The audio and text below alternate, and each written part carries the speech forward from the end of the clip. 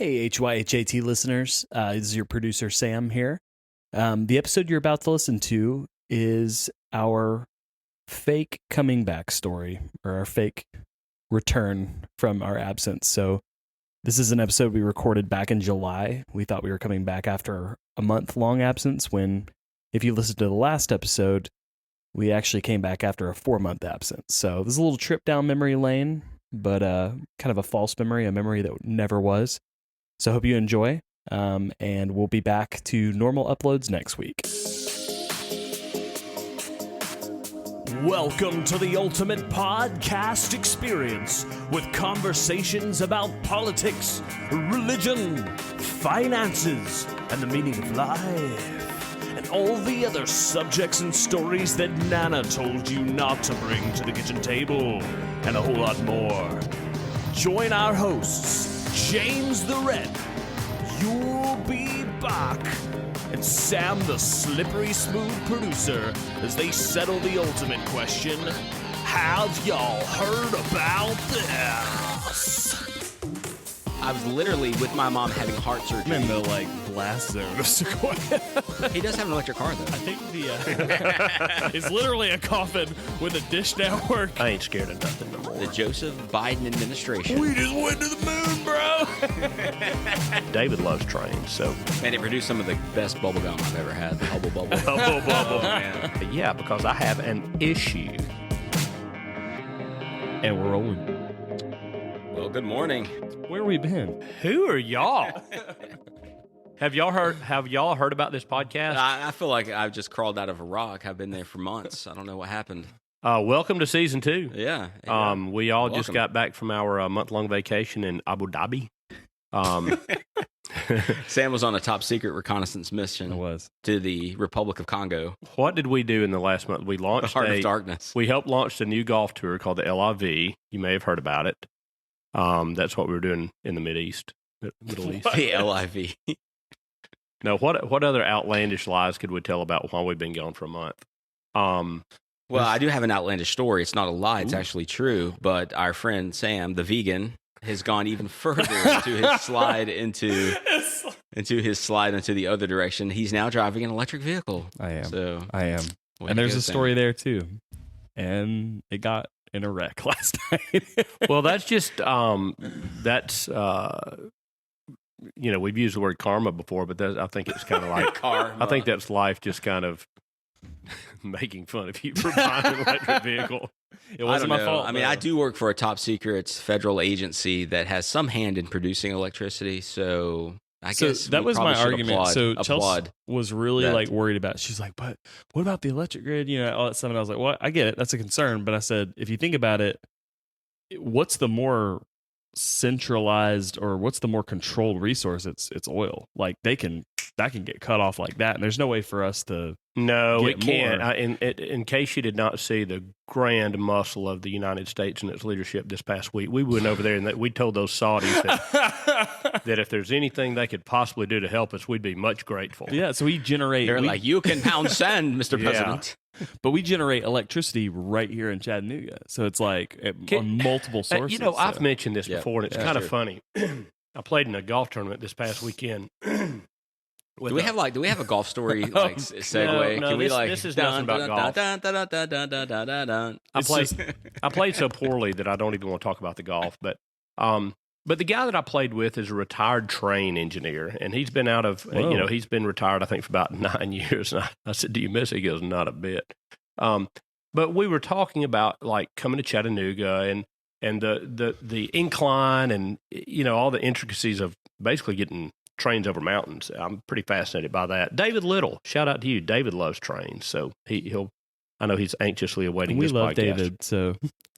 But the point that I'm making about that is, as old as I am, never in my life in the South have I ever seen a coal train that didn't have a minimum of 75 cars full of coal behind it. There's a lot of coal. Oh, absolutely. I mean, tons and tons of coal. So TVA and Alabama Power and all of the Duke Energy, nuclear is great, and I think it's probably the way forward from an efficiency standpoint. But this country runs on coal.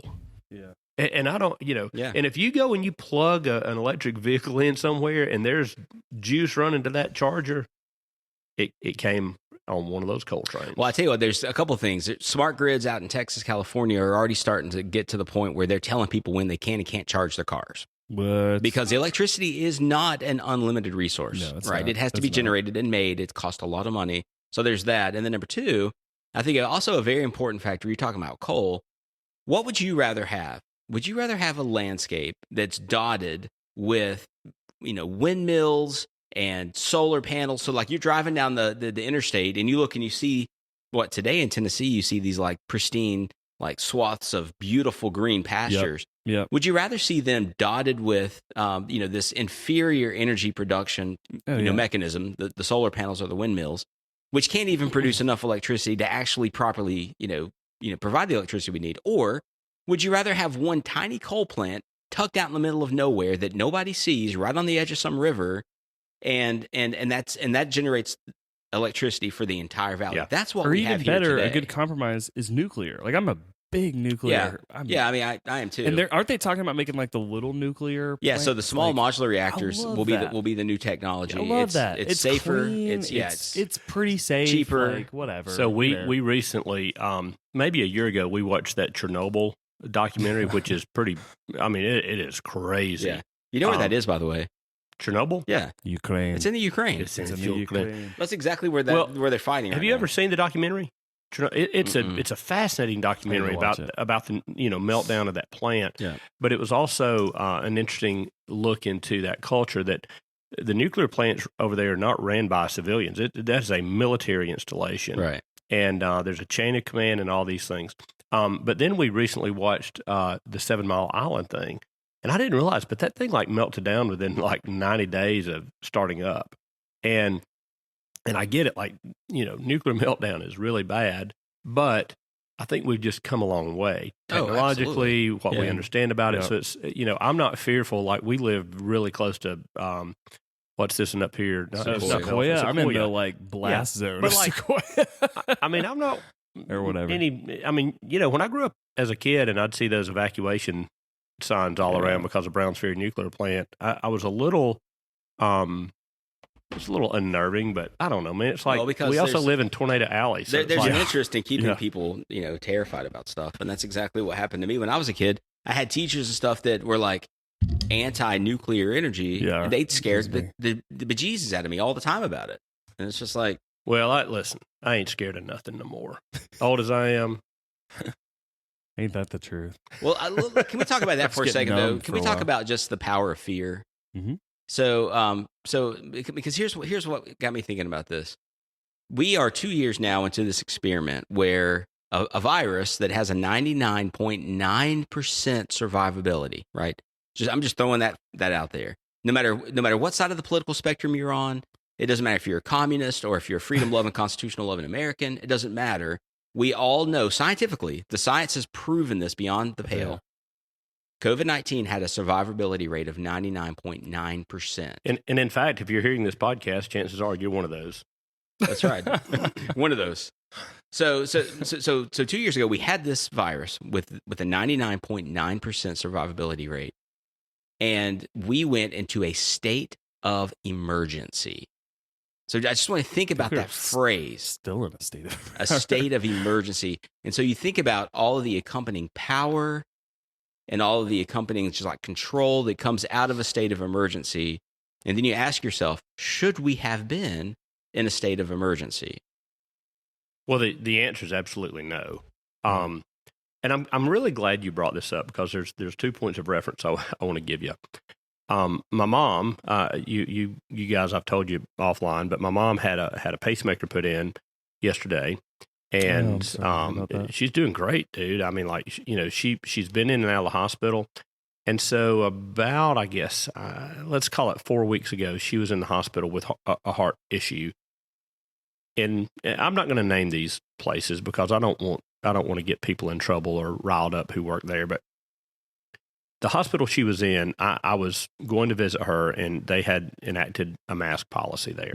And I don't know if it ever really went away in the hospitals or not, but, it was like kind of like, hey, wear a mask in here. And I get it. Like, people are sick there. And so I put it on. Well, I'm walking through the hospital, and I run into a physician that I've known for, 6-7 years. He didn't have a mask on. And we started talking. He's like, hey, what are you doing here? Hey, mom's here. Oh, how's she doing? All this stuff. And I said, hey, I noticed you don't have a mask on. He goes, yep. This guy's a pulmonologist. Yeah, okay. Yeah. He's seen the worst of the worst. Yeah. This is the lung doctor. He said, I'm over it. He said, and I'm waiting for somebody to say something to me so I can ask them scientifically why they want me to wear it. Like, he had a chip on his shoulder. Good about man. it. Good man. And so that just opened my eyes to a little bit. Yeah. And so you guys know, when this thing first happened, I was pretty compliant about things, and I did as I was told and all that. Well, yesterday, and I will name this one by name, we go, Mom's having her procedure done at Huntsville Hospital.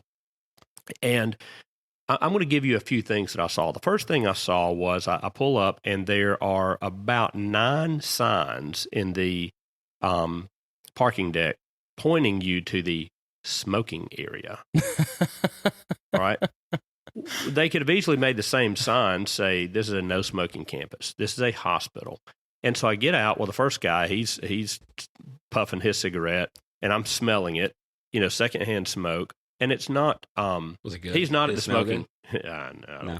It's probably a menthol. And he's Newport. not. He's not in the smoking area. He's just like, oh, we finally got here.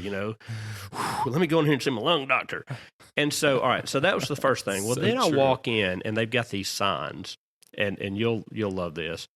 I see a sign that says, mask are required, but it's just like, and then there's like all this fine print below it, mask required.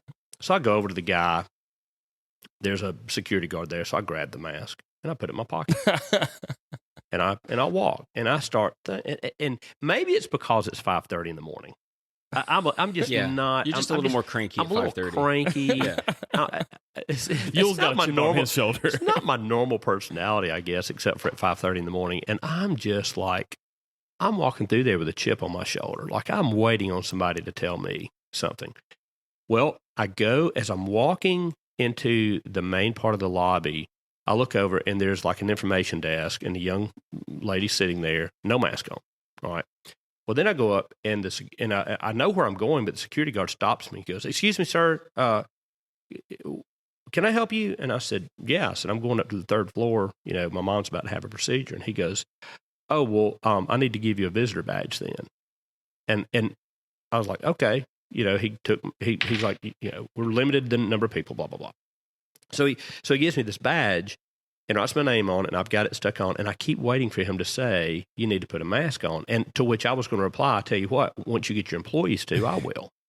But until that's right. okay, then don't tell me what to do. And I was like so prepared for that response. Feels like, come on. And all day I'm thinking, I'm going to jail. I'm going to jail today. Like, this is the day that, like I make the news because I'm in this cantankerous mood. Feels like my mom's in the hospital. I don't care anymore. I go all the way up, man. I don't put that thing on for anybody. And I don't, if they even act like they want to look at me, I wouldn't make eye contact. I just kept walking. Even to the point that when I went back to see my mom, in where the patients are, I'm thinking they're going to because that's say something. That's kind of where you might expect to have a mask in a sterile and surgical environment or something. But it's like, but my mom just rode up here in a car with other people. Like it's and like she's here for a heart condition. Like she's about to undergo a procedure that probably does have a 1% death rate on the table. You know, and you're worried about a mask. So again, nobody ever said anything. Like literally. All day, I'm walking with this chip on my shoulder thinking somebody's going to call out the mask. So finally, my sister was with us. We start walking into the cafeteria to get a coffee, and there is a security guard, and there's a sign that says, "Please wear your mask while entering the cafeteria." And so we're all walking in, and I'm kind of ahead of everyone. And the lady goes, excuse me. And my sister turns around and looks at her, and she goes, y'all need to put your mask on. And my sister goes, okay. She said, but you better not say anything to him because he ain't going to. So the lady never even interacts with me. Nice. and then that was the other point that I was going to start pointing out. Like, well, that one doesn't have one, and that one doesn't have one. I was literally with my mom having heart surgery, and nobody was wearing them. But now that I'm in the cafeteria, no, everybody there was. I wasn't. Well, but it's like you look around, and it's the common sense factor of, oh, well, I guess this maskable contagion doesn't spread when you're drinking coffee, or when somebody just can't hear you that well, so you drop it so they can, or maybe I need to, take a bite of this food. And so all day, chip on my shoulder, that's the closest it came. Well, as I'm leaving, I thought, I'm going to read that sign. And I should have taken a picture of it. I meant to, but I was just in a hurry. And it said something to the effect of, masks are required unless a patient has a medical condition, or there was a word that it used that said it was such a vague word around, or may ever have a condition, or otherwise has an issue. But they were kind of trying to say medical issue, but it read so vague. And I thought, if anybody ever says anything, I'm gonna have a picture of that sign. And if they say, "Hey, you don't have your mask on," I'm gonna say, "Yeah, because I have an issue with it." And but anyway, it's just an absolute farce. It is. It is. So that got me thinking. I may miss, a couple of states of emergency. I don't know that I know them all, but let's just go back to like 1941. The Japanese bombed Pearl Harbor. It was a state of emergency, right? I would say in Hawaii, absolutely. Yeah, and so and then when you look at bring that out to California, and it's like okay, so we could possibly be undertaken. This is an emergency. 2011, 9/11 hit. That's absolutely 70 years later, state of emergency. My point is, within 70 years, there were two. From 2011 to 2021 is how many years? That's 10 years. So 10 years, none. 2000 hit, right? 2000, 2001, 2002. We open up this COVID thing as a state of emergency, which we've already established clearly was not an emergency. Since that time, we have heard from the Joseph Biden administration that since the Supreme Court overturned Roe v. Wade, which was clearly unconstitutional and just a really sloppy piece of law, since that was overturned, they have declared a reproductive emergency, right? What? Yeah. I mean, these are the reproductive. This is the rumblings that you're hearing, right? Isn't the problem that we're not reproducing and that our populations? You can't argue logic here, though, Sam. I mean, so that's one, right? A reproductive state of emergency. Definitions, I know, backwards. There's been and this is tragic. There has been several shootings that have taken place in public, mass shootings. So now, because of that, there's been rumblings from this administration that we are in a state of emergency over assault weapons. They're using this term, state of emergency. He came back. He got our president, Joseph Biden, was roundly humiliated overseas in the Middle East this last couple weeks. He has destroyed our energy independence. Gas is at $5 a gallon. I mean, it's coming down a little bit, but it's not helping. That's why I got the electric car. And so there's also, from this administration, they have this desire to completely rework the entire infrastructure of our of our country. And so, through the Green New Deal, it's been stopped primarily by one Democrat senator in West Virginia, Joe Manchin. Yeah. And so now what we're hearing is because of that, we're hearing that there's a state of emergency, a climate state of emergency. So that's 3. So add all those together. In the last 2 years, we've had 4 states of emergency because we've opened the door and we're letting the government come in and control our lives because we have a little fear. And when you do that, I'm just saying it's not going to be good. And how many more states of emergency are we going to have? If politicians don't get their way, well, fine. This is an emergency. You don't see it, but I do. So you comply. So for those who don't see it, I think the analogy I've always used for people when I've talked to them and they didn't agree with me on the COVID stuff is that freedom is like a water dam. It's like, and your rights are like the water, and any hole you put, like, okay, so this is the exception to your rights is this. All the water is going to flow through that hole. If there's a hole, it's all going through there. So if state of the emergency is the way to restrict rights, there's going to be a lot of state of emergencies. Yeah, that's right. Just people don't realize that. And even, let's just say that let's say we have a listener that just loves Joe Biden, just thinks he wants the best for our country. Even if he's not going to misuse it, the precedent is open for somebody to come through and majorly misuse it. I'd argue it's already being misused for sure, but well, I'm glad you brought that up. Precedent. I'm glad you used that analogy. Did y'all see where there was an explosion at Hoover Dam yesterday? Oh, no. Yeah. What happened there? I don't know. Did y'all ever see the Vacation movie? We are so jaded now because of the news. It's just like, there was an explosion at Hoover Dam. It was down in the production side. It wasn't on the water side. Okay. But I mean, there's there are food production facilities burning, and we're just like, whatever. Yeah, that sucks. It's like, but the real question, I mean, the question is like, what can you do about it? What can you do about it? I know. It's tough. It's like it's like the COVID stuff. It's like, am I about to go, I mean, we've talked about this, and my logic has always been pretty simple. As an American citizen with the Second Amendment right, what you do is stay armed. Yeah. And I'm not saying go crazy and, I mean, I'm not like one of these doomsday preppers with a bunker full of food, even though maybe I should be. But I just believe, keep some guns handy. And yeah, I agree with you 100%. And I've gotten to where I'm starting to think about purchases that I make in terms of like guns and ammo. Yeah. Which sounds crazy, but I'm like, okay, I could go buy these 2 cups of coffee this week, or I could go buy a box of 9mm. Yeah. It's like, that's how much that cost me. Like, yeah. Yeah, no, that's true. 9mm down, I heard. Yeah. I heard it's only like $13 now. Yeah. It's such an aggravating time. And I was actually listening to the news this morning, and to put this in perspective, we are in this party system, and it's them versus them, right? Us versus them. However you want to, it's either you're on this side or that side, and it should never be that way. But it's very divisive. And basically, because of the Roe v. Wade being overturned, which we maybe have talked about this, the actual implication of that is going to be so minimal. It's almost laughable to even that it's in the news. But people are yelling as though they're being put in prison. And but again, this morning, state of emergency. Yeah, but you have that happen.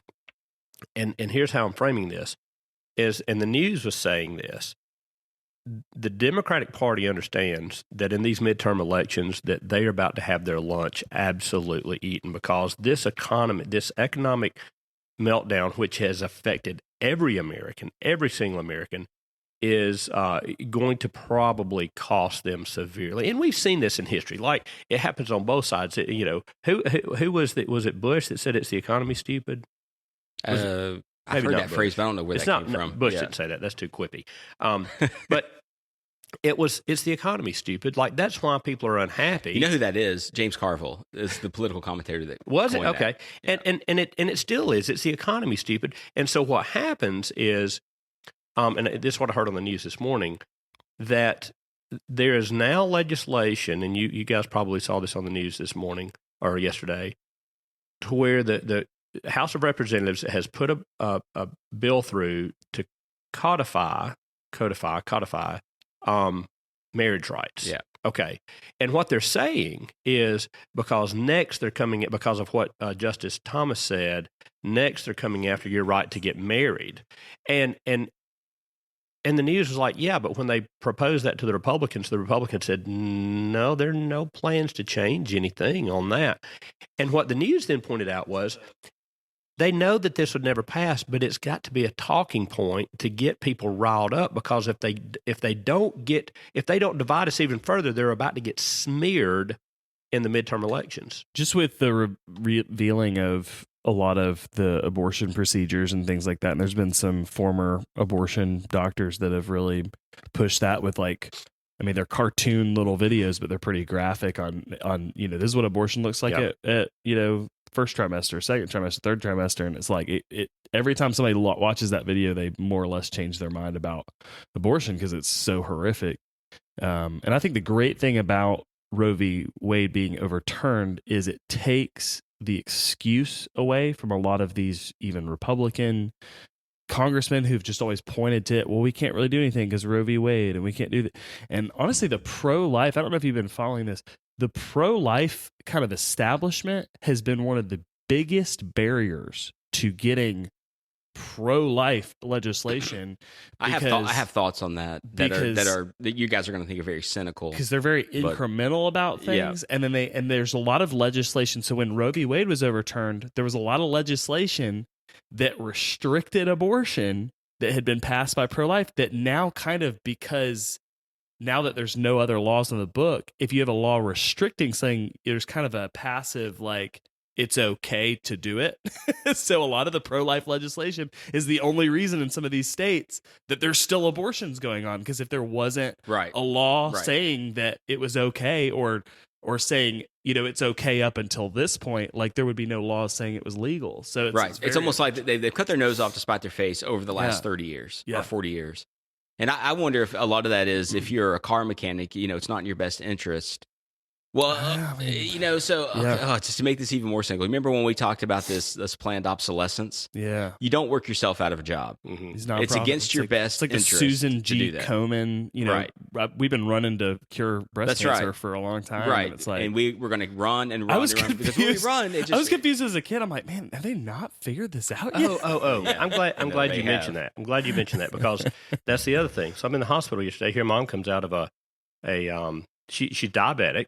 And she comes out of this surgery, and they bring her meal, and it has it says this is the cardiac meal, like it's like specially designed for someone like this. Was bacon and bourbon and cigars. It had I'll tell you what it had.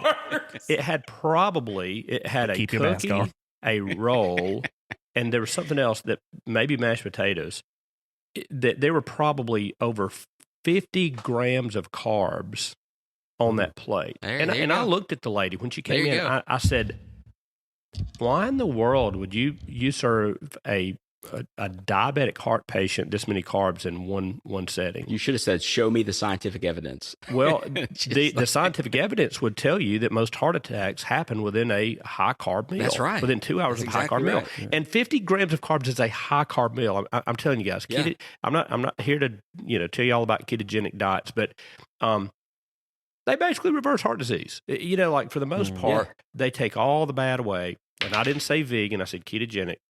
Yeah, because I'm essentially in the antithesis of a ketogenic diet. Like, I'm in a high carb diet. Yeah, that's horrible. That's horrible, Sam. You're gonna have a heart attack. He does have an electric car, though. I think I think the balance of it is that I think a lot of so essentially, from the research I've done, a lot of the fats kind of lay the groundwork for the heart disease, and then when you push carbs through there, or your simple sugars and stuff, that's what pushes somebody over the edge. So it's kind of like a kind of a balance there. So, like, carbs aren't an issue if you have the what is it, liver function? Is it, or kidney or liver that processes sugar? I think it's your pancreas. Neither. The pancreas. I just keep my sugar right around this middle section right here. Well, I'm just saying, like, it's not the hospital's duty to come and save us. But when you've got people on the floor, there are things you can feed them that are more conducive to a healthy diet. And the only thing they limited was her salt. It was like the most bland, horrible food. But, how about a grilled chicken salad? Be better that would be good. For sure. Well, so, like, I'm so glad you brought that up, because that's a big thing. That there was a documentary I watched where they called up, like, the American Heart Association, because some of the recommended meals on there were like bacon and stuff. They did it with heart, diabetes. I saw it, cancer.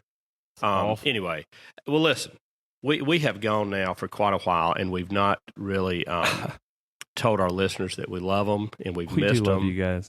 We've gotten on these deep politics and all these issues that Nana said not to bring up at the kitchen table. But on a lighter note, we're glad to be back. We are glad to be back. Going to try to get back in routine here. We have had some. We've not been in Abu Dhabi.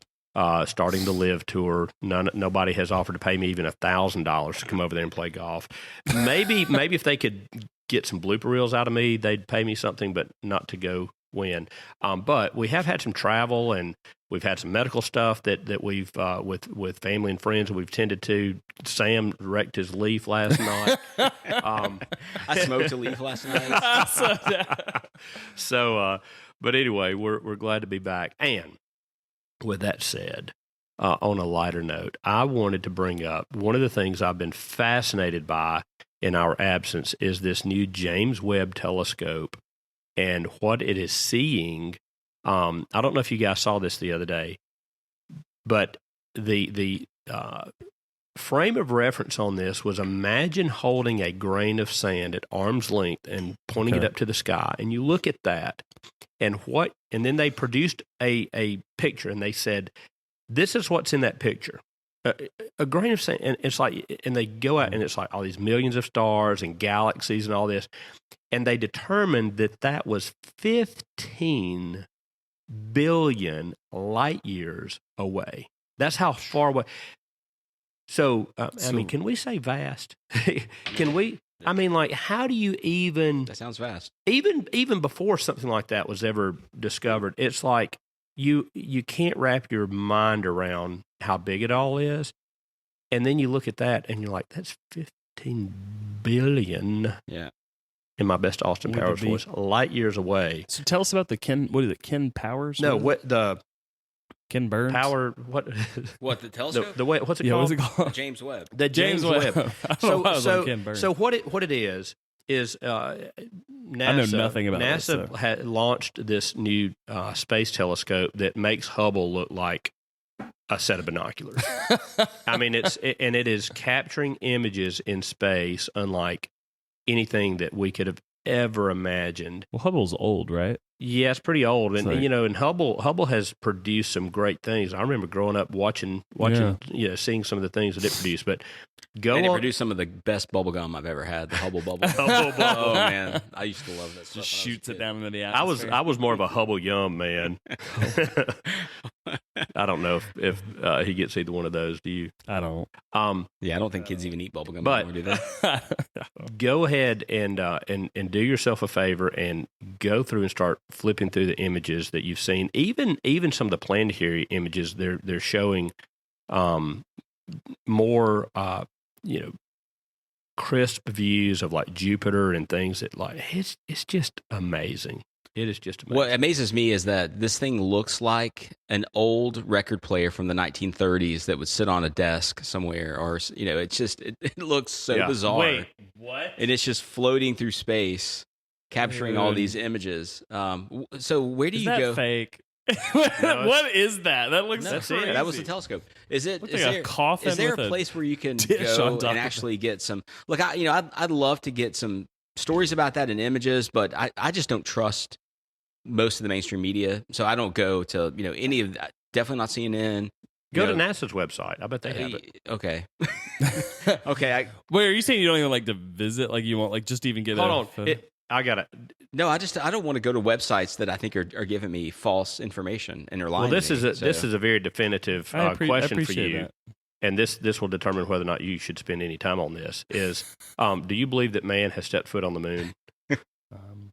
I don't think on Apollo 11 we did. No, I didn't ask you on which mission. Has man stepped foot on the moon and come back safely? I'm just going to throw down the gauntlet right here and say we have never stepped foot on the moon. You think so? Never. Oh, I totally believe we have. I appreciate that. I think again, gun to my head, I would say at least not the first mission that was told that we did, but I've heard some evidence that potentially, apparently, the Russians had a probe going around the moon at the same time we landed on the moon. That's different than landing on the moon. And I'm not saying we haven't put stuff in orbit. They heard comms like from the moon landing. So that was the one piece of information I was like, okay, yeah, what motivations would the Russians have to not be like? Well, listen, and the reason I asked that question is because if you don't believe we've been on the moon, you may not believe that we're getting these images from space. I don't know. That thing looked fake as junk. That like coffin with a Dish Network dish on it. It's what it looks like.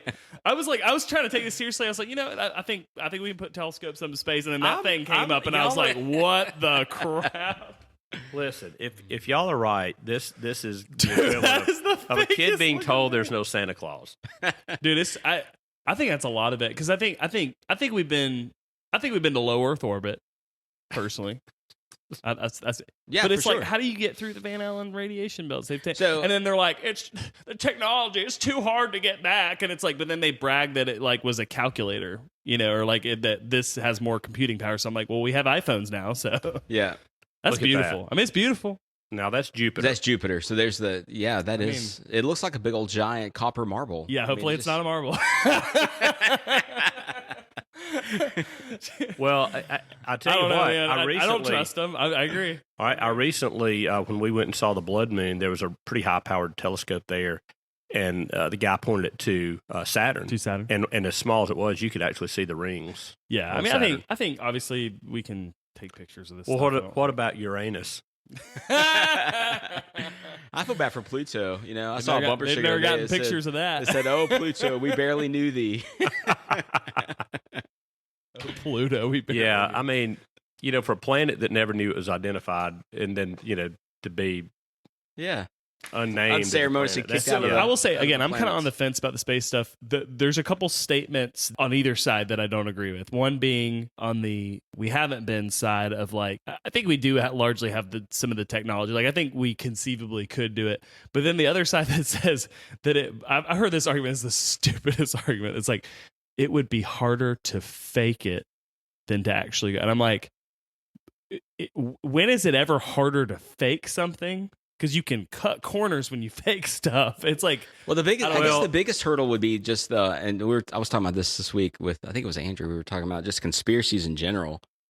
Yeah, people do get together and conspire. Of course they do. Yeah. There's a lot of big conspiracies, though, that you'd have to ask. The undertaking of keeping that No, quiet you're right. would be Yeah. so You're right. hard. But at The the same space time, thing, I think, would be the pretty government is powerful. easy because most of your people are off-site. Yeah. You can feed them false video feeds, things like that, and they can think they're participating in it. Did you guys ever see the video of an aged Buzz Aldrin?